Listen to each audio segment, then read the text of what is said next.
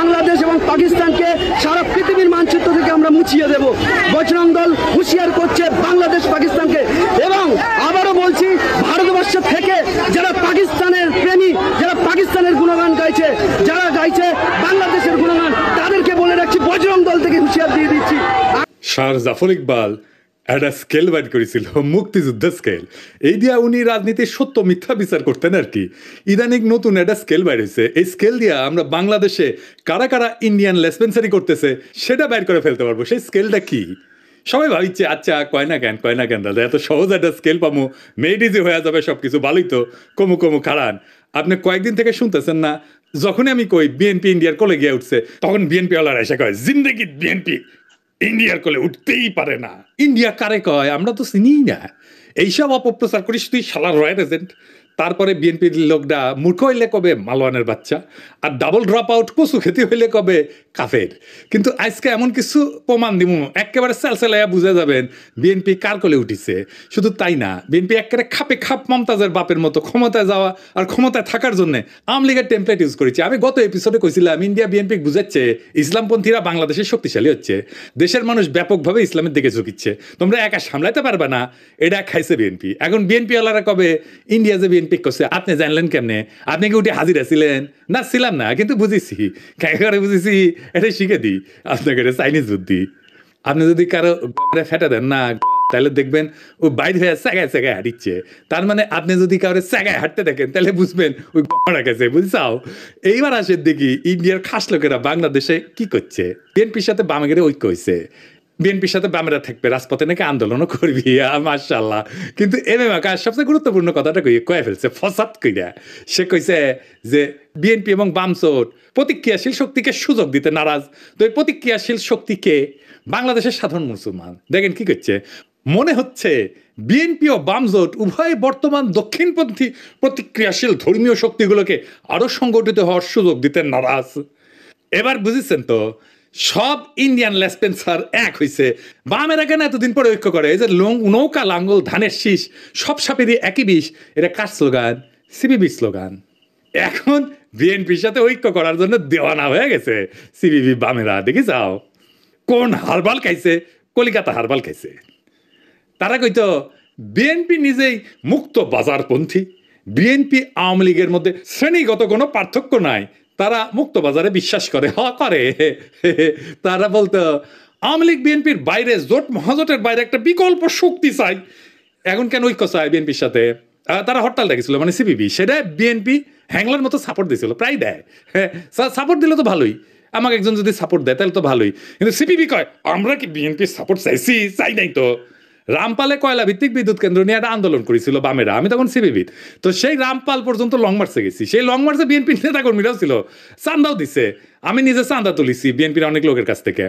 তো আওয়ামী লীগ থেকে কইছে বামেরা বিএনপির সাথে ঐক্য করিচ্ছে, তো সাথে সাথে লাভ দিয়া কয়া উঠছে আনু মোহাম্মদ, বিএনপির সাথে ঐক্যের প্রশ্নই ওঠে না। দেখে যাও এখন কেন বিএনপির সাথে ঐক্য হয়? এই এমএম আকাশকে সে শেখ হাসিনার আমলে লিখেছিল সমকালে, এর জন্য কলে আমি সিবিবি থেকে বহিষ্কার হই। আমার কোনো রাগ নাই, মানে আমি কইছিলাম ওরে বহিষ্কার করতে হবে, তা উল্টে আমি বহিষ্কার হয়ে যাই। সে লিখেছিল তবে ঘটনা যাই ঘটুক, প্রগতিশীল মুক্তিযুদ্ধের পক্ষের শক্তির এক্ষেত্রে যা করণীয় সেটা হচ্ছে 1971 সালের পরাজিত প্রতিক্রিয়াশীল সন্ত্রাসী শক্তিকে যদি আওয়ামী লীগ রাষ্ট্রীয় বল প্রয়োগ করে দুর্বল এবং নিঃশেষিত করতে পারে, তাতে বাগড়া না দেওয়া। বুঝেছাও এই প্রতিক্রিয়াশীল শক্তি কে, ধর্মীয় শক্তি কে, এটা বুঝেছাও? ওই তো কইছে, তাই না? তো এই সেই ইসলাম বিদ্বেষী আকাশ যে বাংলাদেশে মাদ্রাসা ছাত্র আর ইসলামপন্থীদের রাষ্ট্রীয় শক্তি মানে ডিবি, র্যাব, ডিজিএফআই এগুলো দিয়ে নির্মূল করতে চেয়েছিল, এদের জন্য আয়না ঘর হয়েছে। তার সাথে বিএনপি ঐক্য করে কার পিড়িতে? যে ইন্ডিয়া বলে আওয়ামী লীগে যদি না থাকে বাংলাদেশে আমাদের কোনো বন্ধুই নাই। সে ইন্ডিয়ার বন্ধু হইলো কেমনে? হ্যাঁ, ওরাই কইছে যে দলের সাথে ভারতের সম্পর্ক ঐতিহাসিক, মানে আওয়ামী লীগের সাথে। আওয়ামী লীগ নিজের ওয়েবসাইটে ট্যাঙ্গে রেখেছে, দেখিছে আমাদের সাথে আওয়ামী লীগের সম্পর্ক ঐতিহাসিক। এবার দেখেন আওয়ামী লীগ কি কয়, শুনেন। Well, you know, India is a great friend of Bangladesh. 1971, they supported us, and also 75, they gave shelter. ভারতকে যে দিয়েছি সেটা ভারত সারা জীবন মনে রাখবে। আপনাদের এই দান কোনোদিন আমরা শোধ করতে পারবো না। আমাদের সম্পর্ক ভারতের সাথে যেটা ঐতিহাসিক, যেটা আমাদের রক্তের সাথে সম্পর্কিত, আর চায়নার সাথে আমাদের একটি অর্থনৈতিক সম্পর্ক। আগামী বছর আমরা 50 বছর পূর্তি উৎসব করব। আমাদের বিজয় ভারতের বিজয়, বুঝছেন? আমাদের উন্নয়ন ভারতের উন্নয়ন, ভারতের উন্নয়ন আমাদের উন্নয়ন। ভারত বাংলাদেশ মৈত্রী দীর্ঘজীবী হোক। আমরা ভারতের পক্ষ থেকে জয় বাংলা আমাদের ভারতের বন্ধুরা নির্বিঘ্নে বলে। আমি আমাদের আওয়ামী লীগের মন্ত্রীদেরকেও দেখেছি এদিক ওদিক তাকিয়ে থতমত খায়। কেন আমরা আমাদের এই বন্ধুদের জন্য সঙ্গে জয় বাংলা জয় হিন্দ বলতে পারবো না? আমি জানি না, আমি বললাম। এখন বিএনপি দাবি করলো যে তারা ভারতের সাথে সমমর্যাদার বন্ধুত্ব চায়, আমরা কেন বাকি থাকবো? তো গয়েশ্বর দাদা কইলো বিএনপিও ভারতের সাথে বন্ধুত্ব চায়। আবার দেখেন এই যে ইন্ডিয়ান রয়ের স্টেশন কমান্ডার রাজেশ অগ্নিহোত্রীর সাথে বিএনপির স্থায়ী কমিটির সদস্য গয়েশ্বর চন্দ্র রায়ের কন্যা অর্পণা রায় এখন কি যেন লিখিচ্ছে, সাইন করিচ্ছে, দেশ বেঁচে দিচ্ছে ওরে আয়, বুঝছাও? রয়ের লোকের সাথে গয়েশ্বর রায়ের পরিবারের কাজ কি? এবার আসেন দেখি এই বন্ধুত্ব হওয়ার পরে মির্জা ফখরুল কি কয়, শুনেন। ভারত আমাদের প্রতিবেশী, সবচেয়ে বড় প্রতিবেশী, আমাদের বন্ধু। আমাদের যুদ্ধের সময় 1971 যুদ্ধের সময় আমাদের সহযোগিতা করেছিল। আমরা ভারতের কাছে সবসময় প্রত্যাশা করি যে ভারত বাংলাদেশের মানুষের পাশে দাঁড়াবে। দেখেছেন দোস্তালি হয়ে গেছে কলে। যে বিএনপি গত ডিসেম্বরে কইছিল বাংলাদেশ নয় ভারতের বন্ধুত্ব হাসিনার সঙ্গে, তো এখন কি এলো? তো এখন জামাত দেখলো যে ট্রেন তো মিস হয়ে গেল, যাইতেছে।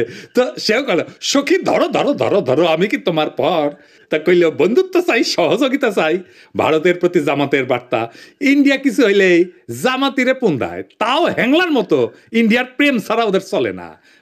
ওই যে গান আছে না, হয়তো কিছুই নাহি পাবো তবুও তোমায় আমি দূর হতে ভালোবেসে যাবো।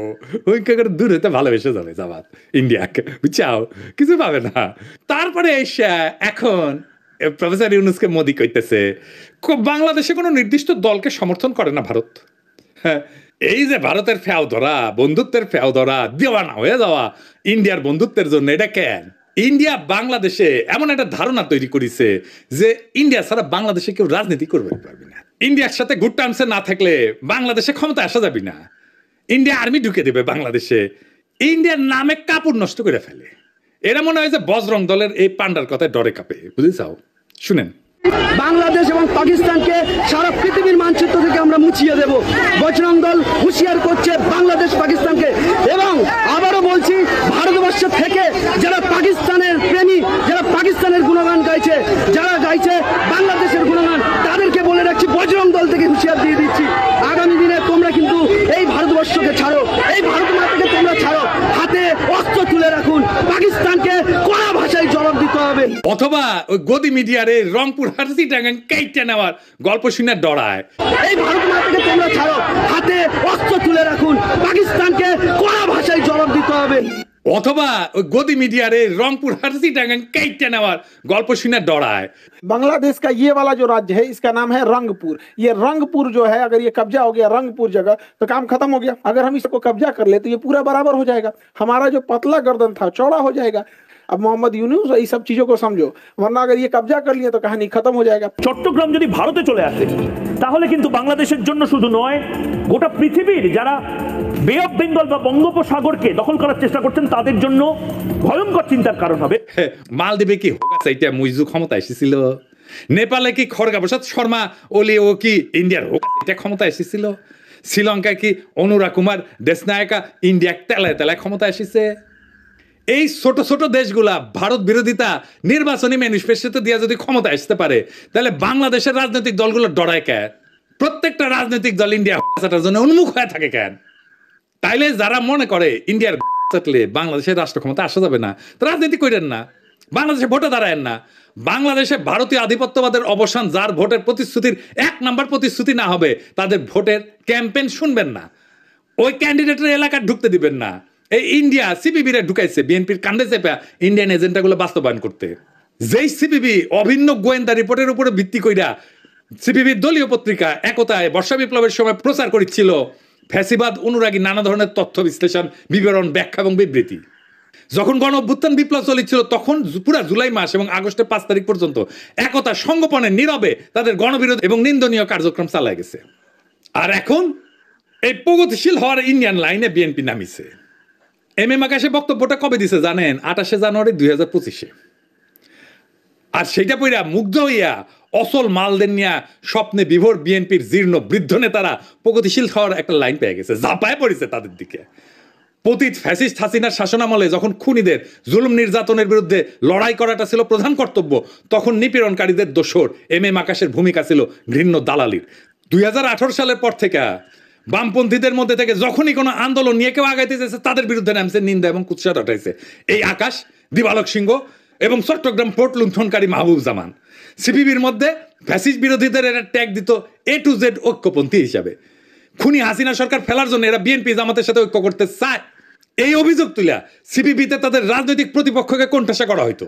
আর এখন এই এম আকাশ চাইছে বামপন্থীদের মধ্যে সবচেয়ে প্রো বিএনপি তাত্ত্বিক হিসাবে। এখন কাদের সাথে কৌশলগত জোট করতে হবে এদের সেই সিগন্যাল দিচ্ছে ইন্ডিয়ারা, সাথে নেমে পড়ছে এজেন্টগুলা। লেখক মুস্তাক আহমেদ নির্যাতিত হয়ে কারাগারে মৃত্যুবরণ করলে এর প্রতিবাদে ঢাকার রাস্তায় আন্দোলনের নামে ছাত্র ইউনিয়ন, তখন গ্রেপ্তার হওয়া 6 ছাত্র নেতাকে বিপদগামী গেলে ঘোষণা দেয় সিপিবি এম আকাশ। সংগ্রামরতদের ধরে শারীরিক নির্যাতন করে জেলে পুরতে পুলিশকে উৎসাহ দিয়েছিল এই দলটির আওয়ামী লীগপন্থী নেতারা। কতটা নিষ্ঠুর নির্মম বাটপার হইলে নিজ দলের নেতাকর্মীদের বিরুদ্ধে রাষ্ট্রশক্তিদেরকে লেলাই দিতে পারে। ফ্যাসিস্টদের এই সহযোগী সিপিবির নেতারা তাদের প্রাণাধিক প্রিয় মুজিব তনা খুনি হাসিনার পলায়নের 9 মাসের কম সময়ের মধ্যে স্বপ্ন দেখতেছে বিএনপির ঘাড়ে ভর করে রাজনীতির ময়দানে আশ্রয় নিবে, আসন্ন পার্লামেন্টের মেম্বার হবে। আর বিএনপিও গণবিরোধী এই সমস্ত পচামেলের ভাগারে পরিণত হইতে চাইতেছে। ইন্ডিয়ার পরামর্শে চলার পথে হাঁটতে গিয়া ইনশাল্লাহ এভাবে মহাসড়ক খারাপে বিএনপি নিজেও জয় বাংলা হয়ে যাবে আওয়ামী লীগের মতো। এই এম আকাশ কয়দিন আগে মেঘনা গ্রুপের মোস্তফার এপিসোড করেছিলাম না, দেখেন কি খাতির এই এম আকাশের। তাহের ভাইয়ের সাথে বসিস একই টেবিলে, তুই নাকি কমিউনিস্ট, তো দুর্বৃত্ত আওয়ামী অলিগার্কের সাথে তোর কি সম্পর্ক রে আকাশের বাচ্চা? উই তো তোর শ্রেণী শত্রু। দেখেছেন সব ইন্ডিয়ান রসুনের প্রগতিশীল টুপকি একই সাথে। সিপিবি অফিস কেন আমি দখল করে নেওয়ার কথা বলি দেখেছেন, বুঝেছাও? এই জন্যে। এইবার আসেন সন্তোষ শর্মার প্রসঙ্গ। সন্তোষ শর্মা পার রয়ের এজেন্ট, এর প্রথম মিটিং এ আনছে বিএনপি। দেখেন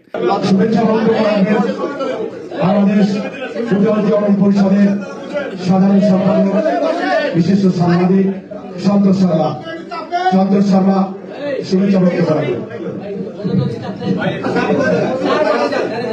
আমি ভাগ্যবান, আমি যখন বক্তব্য রাখতে হচ্ছি তখন মাননীয় ভারপ্রাপ্ত চেয়ারম্যান আমাদের মাঝে, আমি কৃতজ্ঞতা। তারেক রহমানের উপস্থিত আছে। এখন কবেন তারেক রহমান লন্ডনে থাকেন, চিনেন না?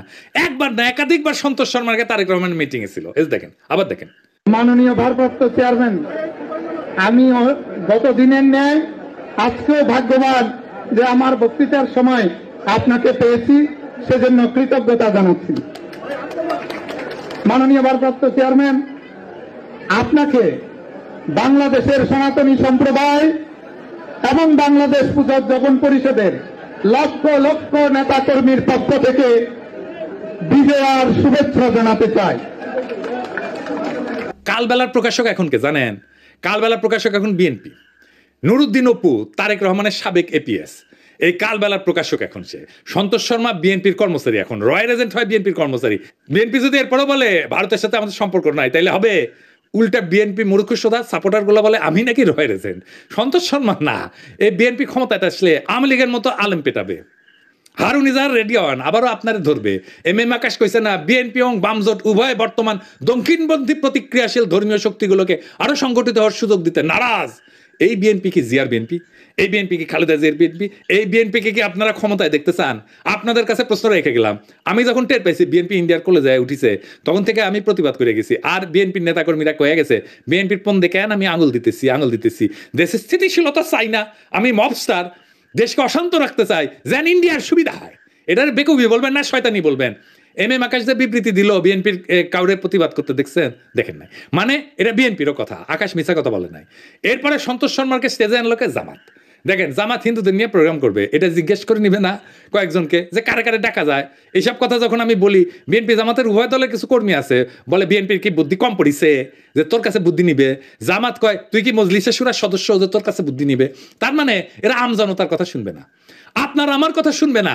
এরা কেমন স্বৈরাচার হবে বুঝা দেখেন। যাক ক্ষমতা চাইরা বিএনপি জামাত যে আসুক, তারাই জনগণকে আওয়ামী লীগের মতো সকাল সন্ধ্যা ঠাপাবে। মাথায় রেখেন। তাহলে হাসিনা কি খারাপ ছিল? হাসিনা যা ভালো মনে করতো তাই করতো, আর বলতো আমার অপরাধটা কি? দেশবাসীর কাছে আমি বিচার চাই, কি অপরাধটা কি করেছি।